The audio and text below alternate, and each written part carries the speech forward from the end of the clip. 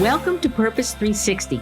I'm Carol Cohn. And I'm Chris Noble. And we're on a journey to explore the brightest and most innovative minds and initiatives in social purpose. Today, companies and brands must stand for something meaningful. They have to have a social purpose and bring that purpose forward to their employees, their customers, and their community. Each episode, we're talking to leaders at Fortune 100 companies, global brands, social enterprise startups, NGOs, and everything in between. We'll be taking a deep dive to learn how they are integrating purpose into their organizations to benefit both business and society for enduring impact.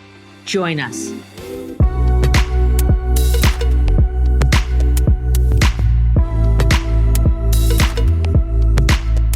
Today, we're going to learn a lot about Gen Z from Aria Finger, who is the CEO of DoSomething.org. She's also the president of DoSomething Strategic. We're going to unlearn things that we thought we knew about Gen Z. Yeah, they've advocated and they've been activists, but only 30% of that cohort. Indeed, 60% have volunteered in a variety of ways. And one campaign is not what really excites them. They want to get involved in many, many different types of actions. It takes a lot more to earn their loyalty. So start from a place of service and know that they are very diverse. I always like to start with the numbers. So let's just pull the curtain back on DoSomething.org. They were founded in 1993. They are the largest nonprofit exclusively for young people and social change. Not only are they in every single state in the United States, but they're also in 131 countries. They have over 5 million members, and they truly want to get engaged. So now I'd like to open our conversation with Aria Finger.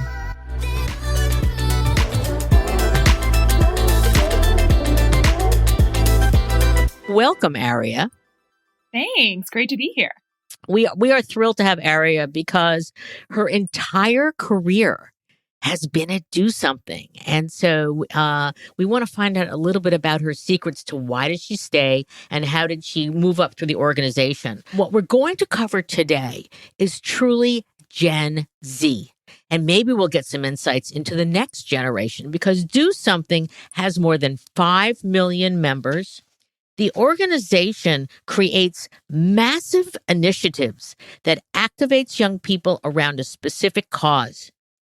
Each of their campaigns starts with a problem, then has a solution, a call to action, and gives young people everything they need to be full agents of change in their own communities. I love that. And so, Aria, let's get into it. How did you start at DoSomething? And, way back when, 14 years ago, what did you think about the organization and its mission? So I started at DoSomething just like any other bright and eager 22-year-old who had just graduated from college and desperately needed a paycheck so they could move out of their parents' house.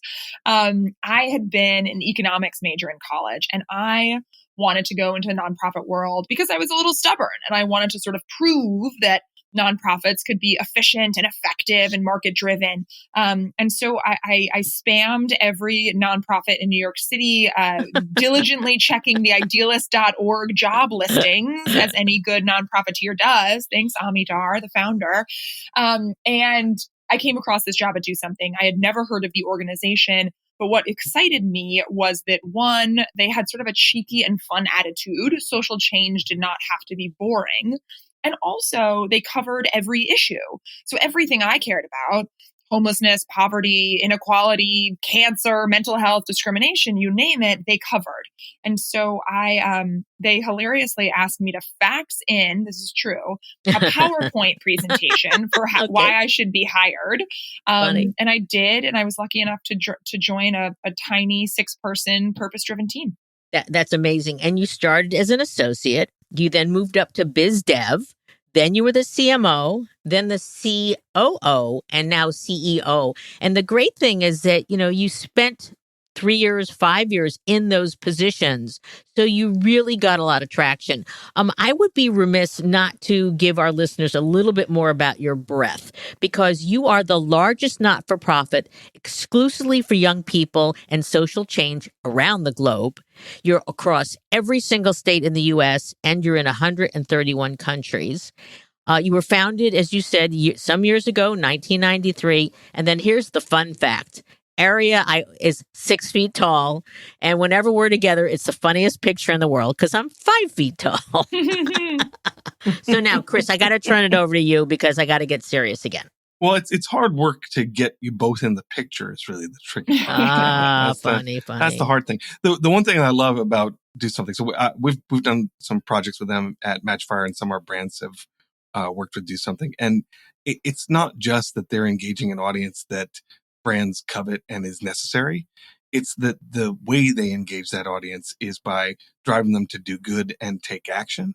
And they do it, again, I already said it, but around a range of issues to make the issue fun, make the connection point fun, and then make the action that they take meaningful.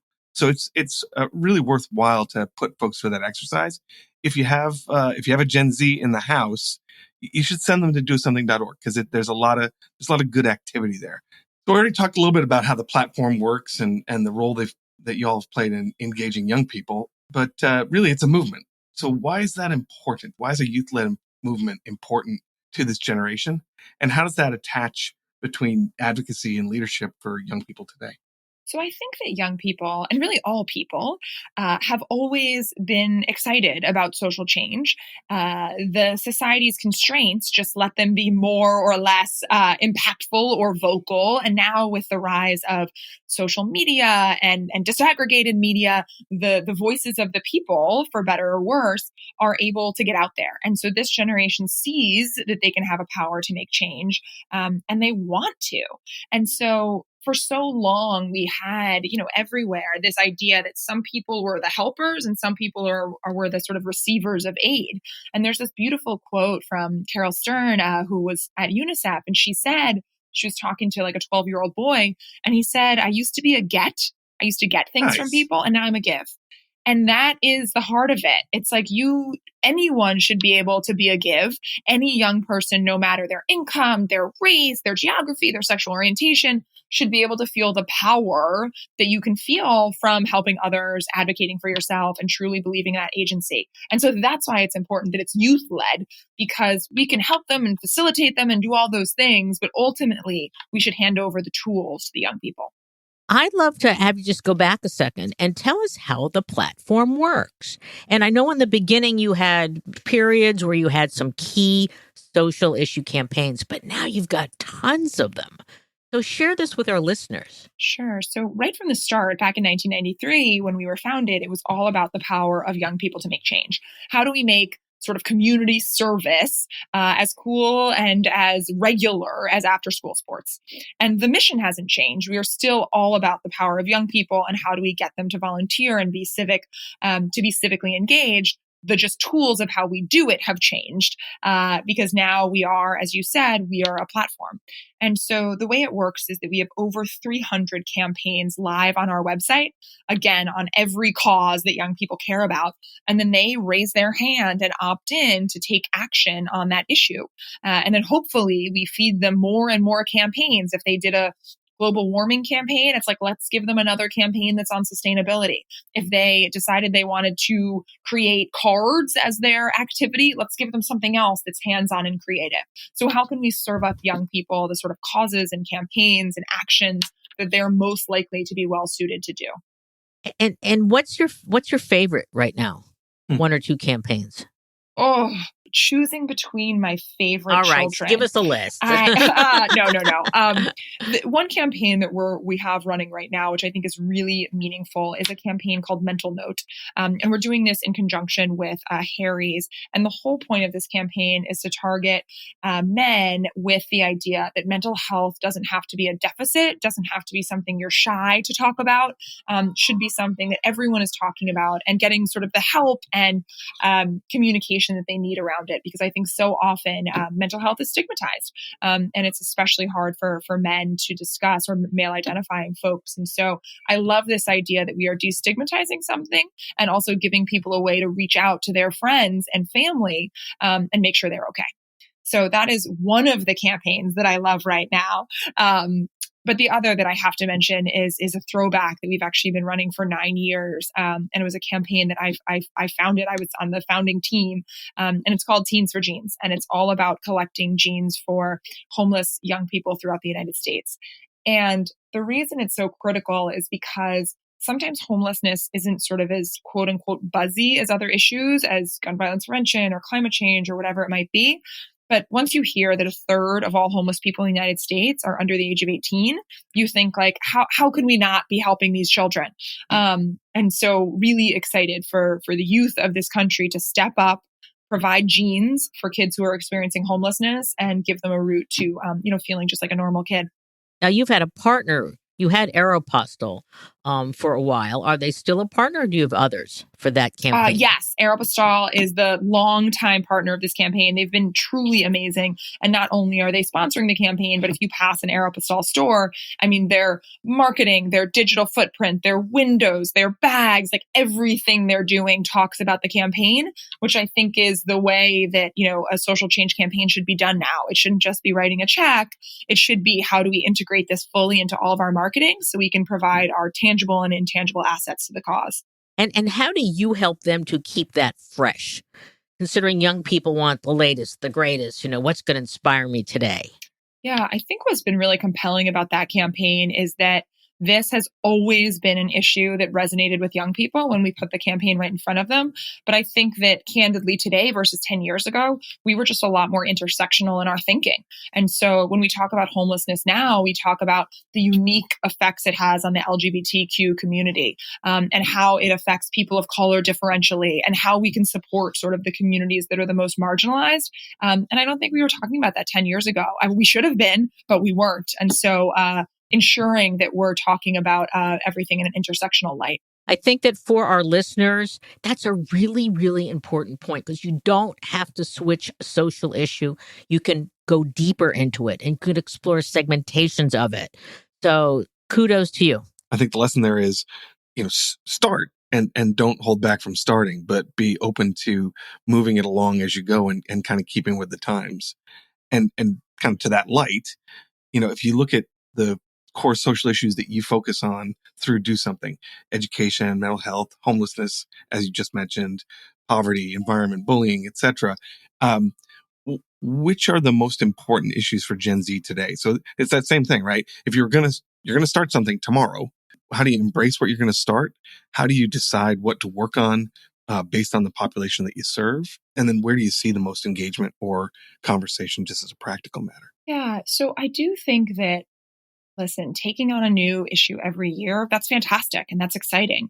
But I actually think DoSomething, our members and our partners get the most out of sticking with something for the long term. So I think that once you hit on something that resonates both within your company and also with the population you're serving, it's like you stick with it. And so it's interesting to think about what are the most important issues for Gen Z today, because I can answer that in two different ways. One is the sort of obvious. If you poll Gen Z, what do they say? They say climate, gun violence, student debt, mental health. I'd say those are sort of the top four. And that's true. That's correct. Those are absolutely the top four things that they're passionate about. If you ask the question a different way, what was the last thing that you took action on? You will get a very different set of causes. But then the other thing I would say is that, of course, the cause matters and some causes are more important than others. But I actually think it's not actually the most important thing when it comes to a company choosing a cause, even a nonprofit. The most important thing is running an authentic campaign that reaches young people in the way that they want to be reached. And you can do it about any cause. We ran a campaign on Islamophobia, which is not a top 10 cause for young people, but it was enormously successful because we feel like we put together a really solid campaign. So the way they want to be reached is what? Yeah, that's the question. So I like to say that whenever you're you're running a campaign or starting a campaign and you're thinking about your goals and you say, we want Gen Z to do X. Reframe. If instead you can say, we're going to solve Gen Z's pain points by X, your campaign already became twice as successful. Of course, you have to hit your own goals too, but you're never going to hit your goals if you don't serve Gen Z first. They're not going to do something, or they will, and it will just be hollow if you're not solving a pain point that they have. So I would start from a place of service. How can I serve this demographic? How can I solve their problems? How can I help them with their pain points? And then the second thing I would say is, like everyone, just recognize that they're diverse. And no silver bullet will reach everyone who is a young person today. And so really figure out, figure out who you're actually trying to reach most deeply. And then you might be going out with a messaging that doesn't resonate with a certain segment of the population. And that's okay. And you need to accept that. That's super helpful. So, and actually let's go deeper on kind of the engagement strategy then. So as you're thinking through that, you've already talked about authenticity. You've already talked about starting at a point of service, and you've already talked about using that lens for targeting a specific audience. What are the other things you'd recommend to brands on top of those three as they're trying to bring Gen Z into play and trying to engage with them? And then maybe more is the point, what's the biggest myth about Gen Z that you'd like to debunk for the folks listening to us today? Sure. So I'll start with advice to corporates. And we hear so often brands saying either, I'm doing all this stuff, but no one knows about it, or it's like, I'm talking about it all the time, but I'm not getting the pickup that I want. One thing that we have seen is that 50% of Gen Z say that they are excited to and want to take action with brands. So you might think like, wow, that's only half. It's like, yeah, that's 30 million young people who say they want to raise their hands and take action with you. Try to think of a company that besides just telling you about their social change campaigns, actually gave you a way to take action with them. They're very few. You can, count them on a few fingers, count them on two hands. That's not the way that most brands engage with young people. Typically, they're running a campaign and they're telling young people about it, or they're running a campaign and maybe they're having young people engage on a social level, but never in the real world. So it's really even in the language, right? It's this is a campaign that targets young people, not this is a campaign that we're running alongside or with the cooperation of or in partnership. Yeah. We want you to join with us and do this thing. Yeah. And I think once you do that, then Gen Z becomes a partner. And I also think the online off thing is so critical. You ask about the biggest myth. The biggest myth is that the most successful campaigns are digital. And we see that's absolutely not the case.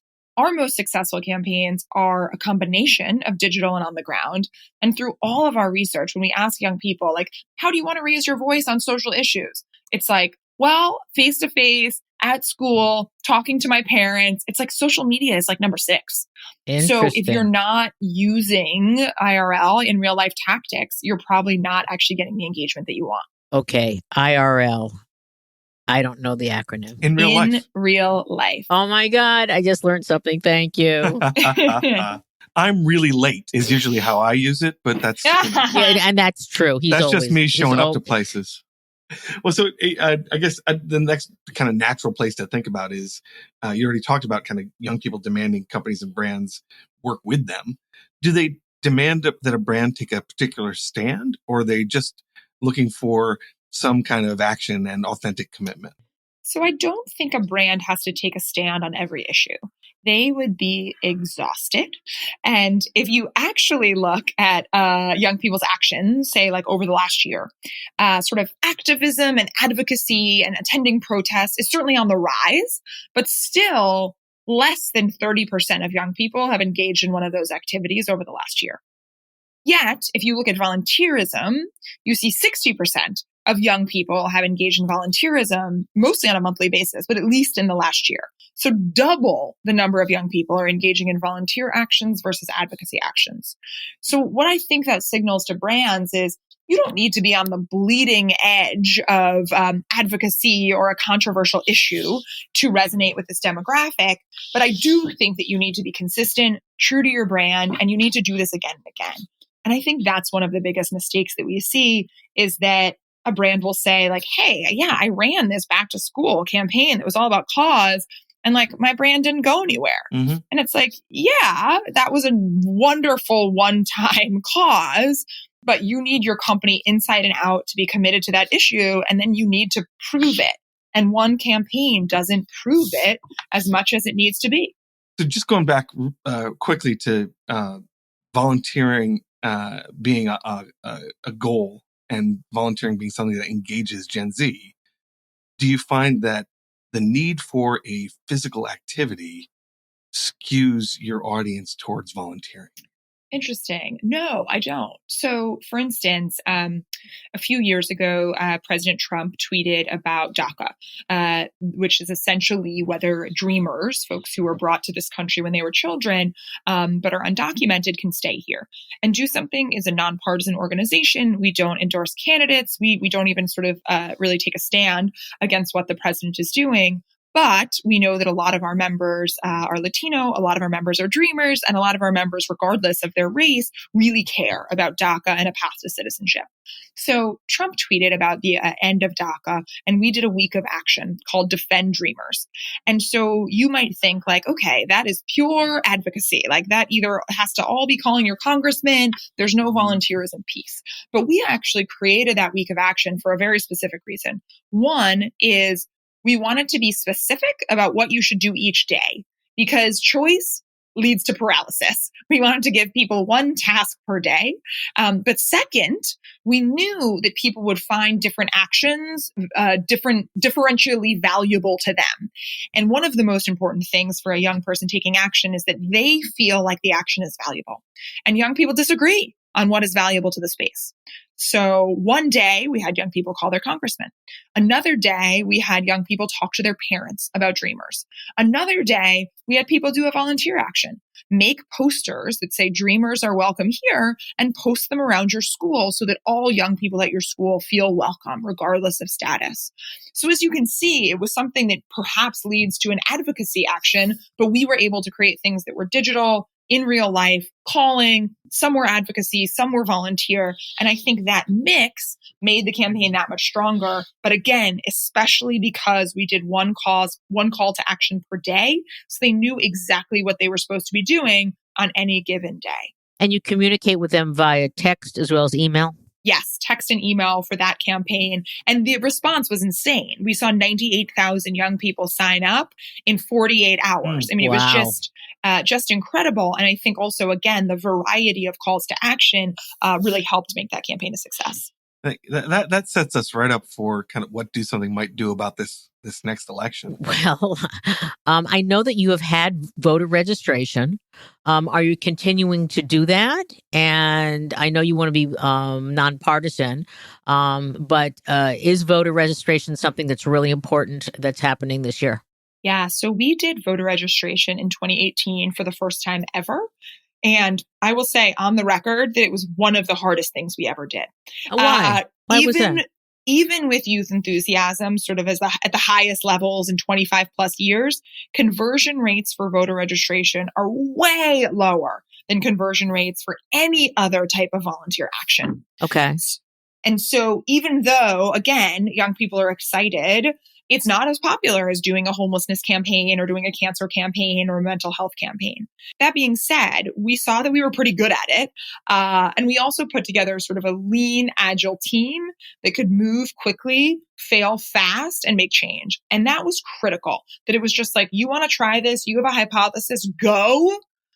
Try to fail as quickly as possible and change. And so 2018 was our first time out of the gate. And in 2020, we will be going much, much deeper into voter registration and voter turnout. And do you find that you've got a lot of partners, corporate partners who are saying, yes, I want to help? Absolutely not. Yeah, So really? corporate partners are by and large not excited about voter registration. We see some companies stepping out in a really exciting way, like Levi's Yeah, and Ben and Jerry's and right. Patagonia.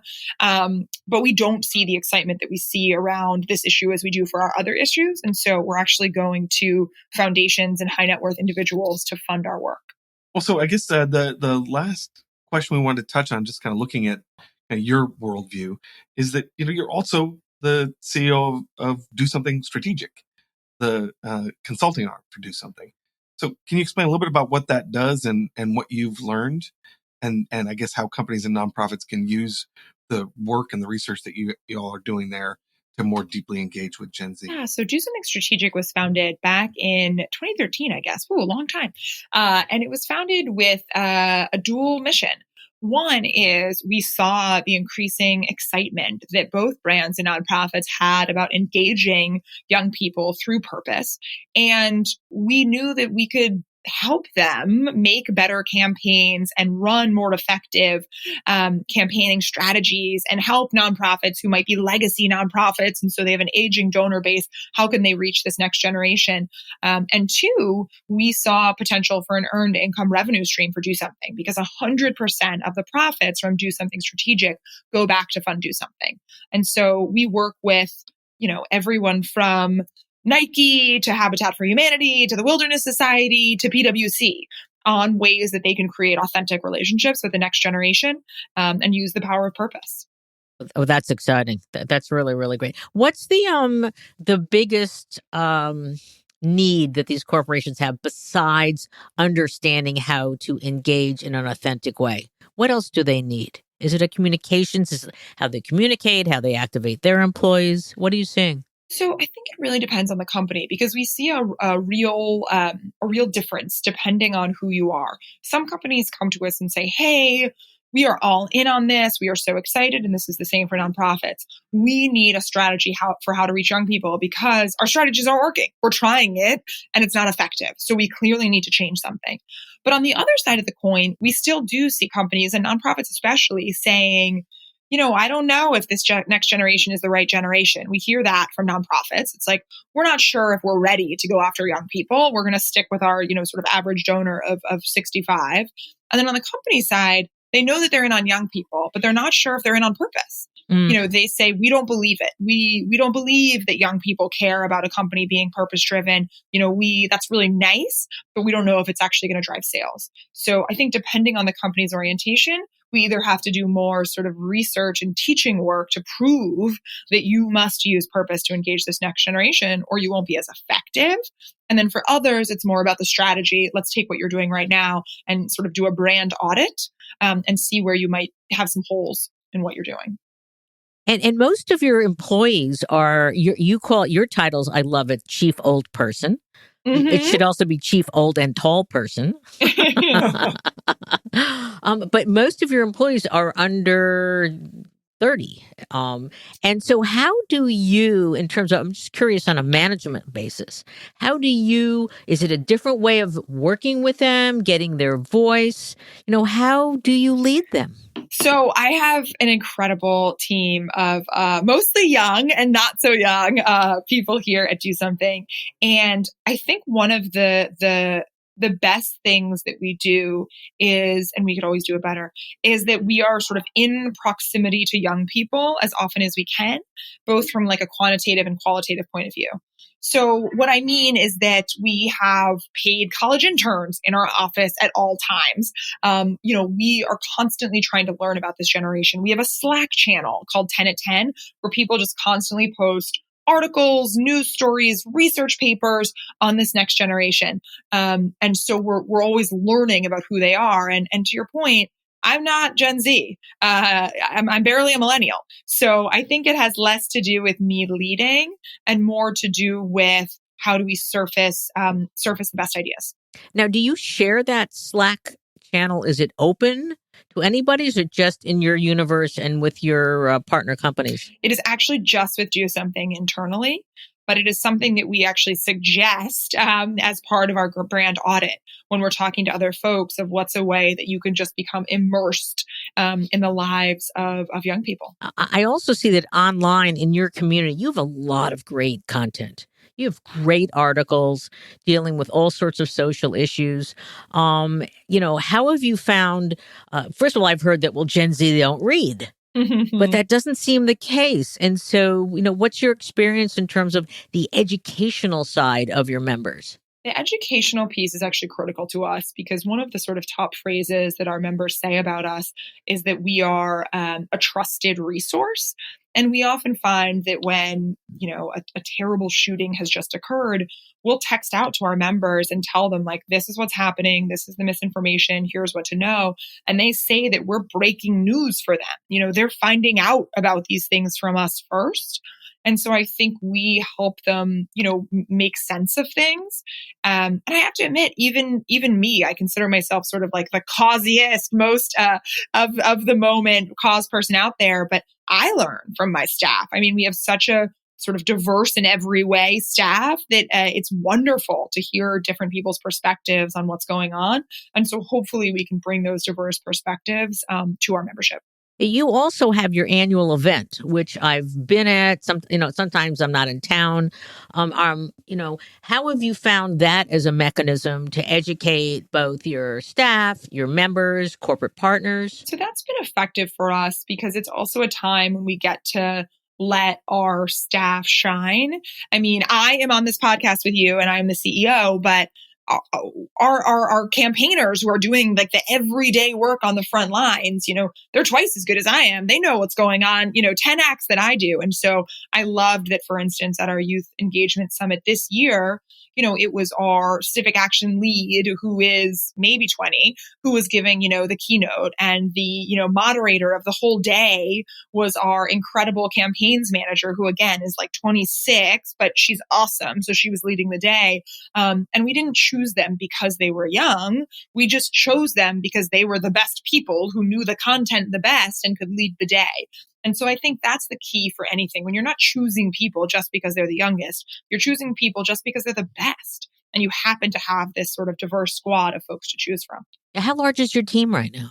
We're about 70 full-time and then part-time paid college interns.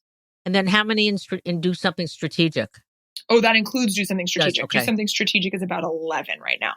So now we're going to put you on the spot, but you can name many names. What companies do you think are doing the best job of engaging Gen Z? Yes, I think this is such a hard question because very few brands are actually targeting Gen Z in particular, which of course I think is a mistake, because they're going to have the purchasing power like with a blink of an eye, and I think people are still relying on millennials too much. But certainly the names that come to the front when we hear from young people, sort of their favorite brands or the brands that are speaking to them the most are brands that actually talk about inclusivity and also climate change. So Fenty by Rihanna, again, a very sort of inclusive look at the beauty industry. Same thing with Universal Standard. It's an inclusive look at sizing. We can be for all people and everyone. I think Lush does a great job on the climate side. So I do think that we see that brands that have articulated a strong purpose do have those sort of avid followers who are going to be advocates for them for the long term. So we often have, clients who say, well, I want to reach millennials and Gen Z or the older Gen Zs. Is it possible to do a really good job in one focused cause area to appeal to both? The range of ages is very broad.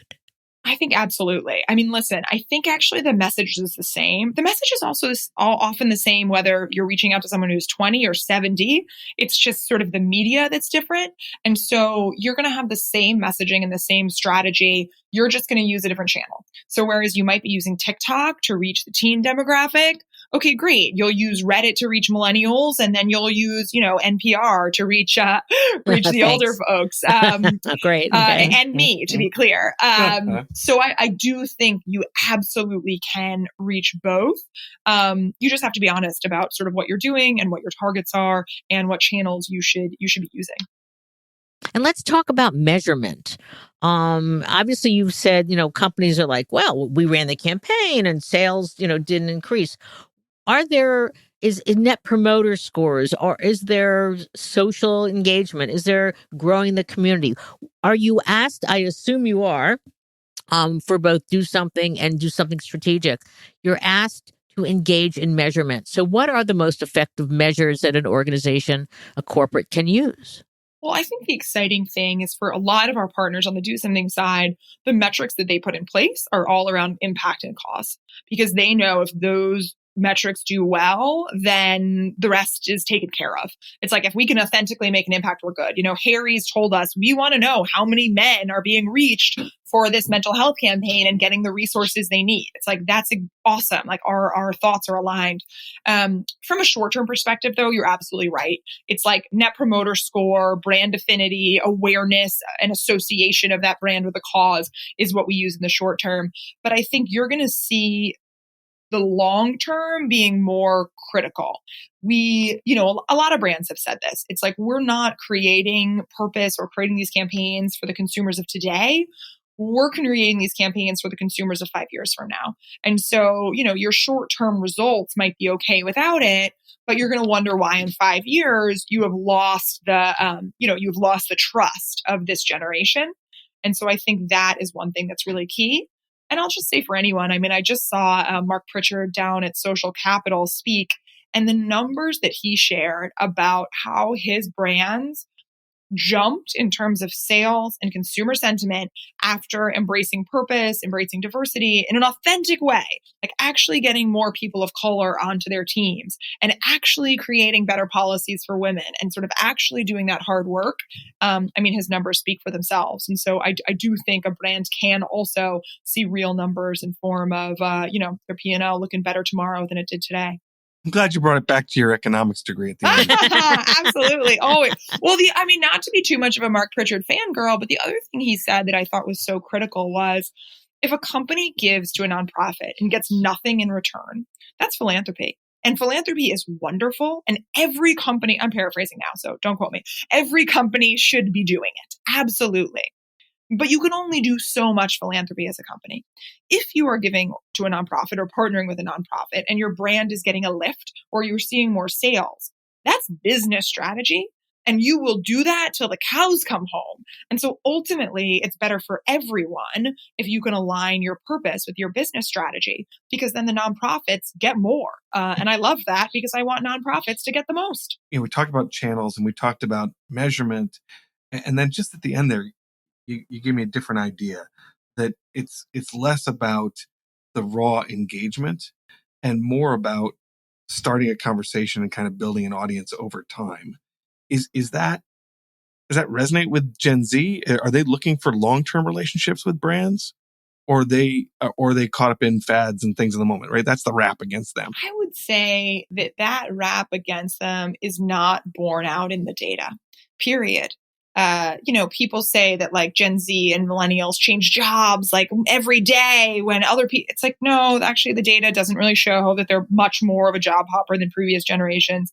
Everyone says that they're, not reading. It's like the data doesn't bear those things out. So I would say, show me the receipts, and then I'll say, okay, Gen Z is not loyal.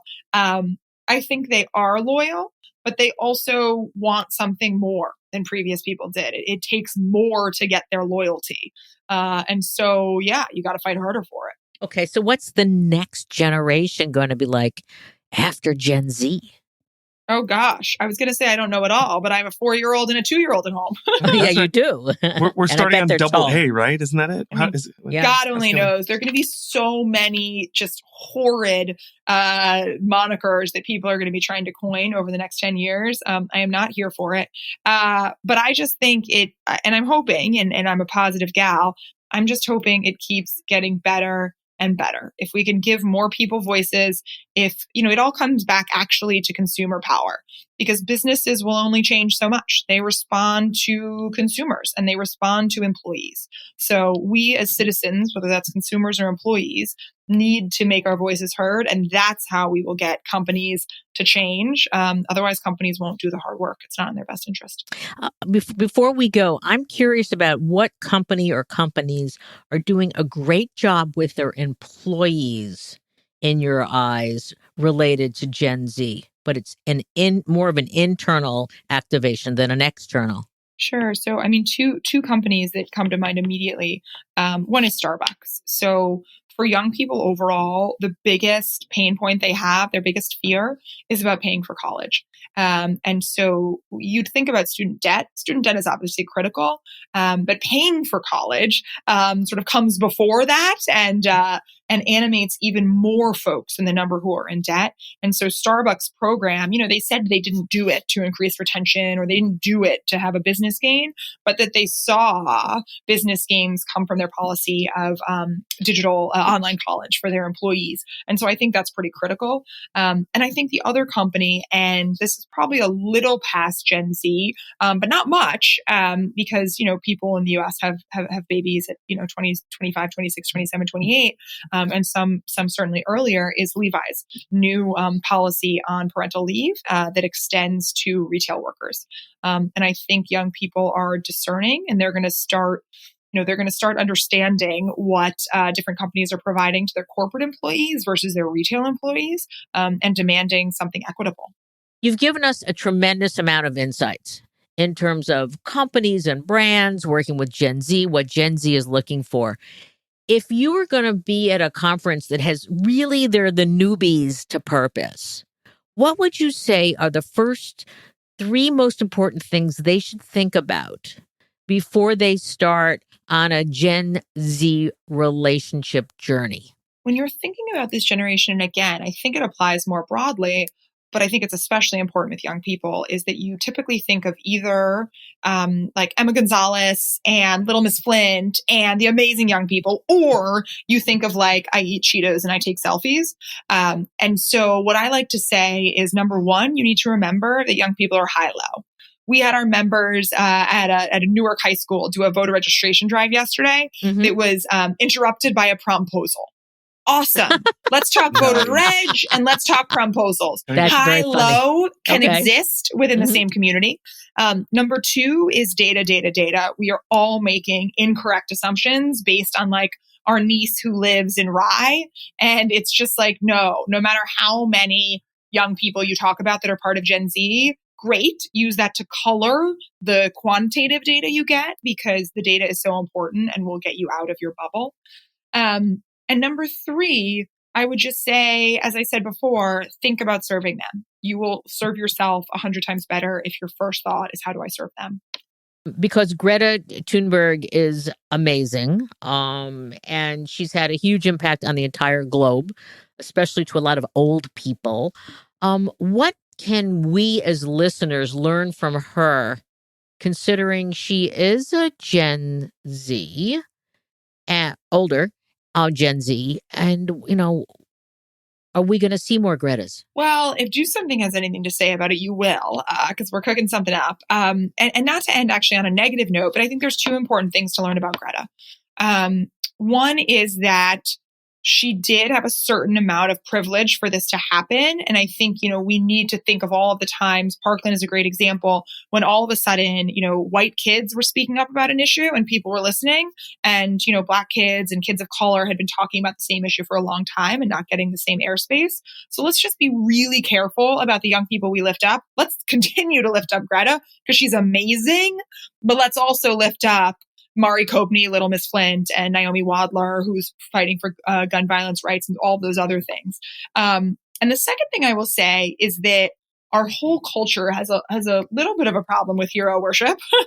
Yeah. And I think it's great. Let's just leave room in what we're doing for folks who are doing what they can. I think we don't want perfect to be the enemy of good. And I think Greta actually does a great job on this. She says like, yeah, I don't fly and I don't eat meat and I don't do this, but if you're just getting better, if you're taking 5 flights instead of 10, awesome. If you're just doing meatless Mondays, awesome. Let's let people into our big tent, as opposed to saying that if you're not perfect, you're not welcome, because we'll never win that way. So we have to have a big tent to let people improve with us and eventually get to that, that better or ideal state. I think there was a wonderful quote on your website from a 19-year-old member. And, she said, it starts with representation. seeing someone that looks like you doing what you do can cause a spark of inspiration that lasts a lifetime. Aria Finger, you are just such an inspiration for young people today, for old people like me and Chris, because you took your economics degree, you took a flyer, you didn't stop till you got a job, and you stayed with an organization for over 14 years in a variety of jobs. And I won't hold it against you because you're really tall, but Aria shares so much. She's a very generous person. She's also a mom, so she balances things. And so Chris and I and our listeners at Purpose 360, we want to thank you for this fabulous and engaging conversation. And we'd like to end with the question for our listeners: what is your purpose? If you want to connect with me, I'm going to be speaking at the U.S. News and World Report inaugural Community Health Leadership Forum on April 7th in Washington, D.C. This event will bring together community development leaders, policymakers, corporate social responsibility officers, public health officials, hospital and health system executives, and others dedicated to advancing effective solutions for building healthier communities and addressing the social determinants of health.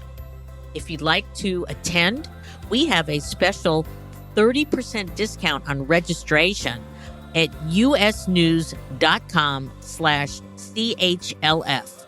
That's u-news.com/C-H-L-F. I hope to see you there. It's going to be a phenomenal conversation, great speakers, and I look forward to your feedback. Thanks.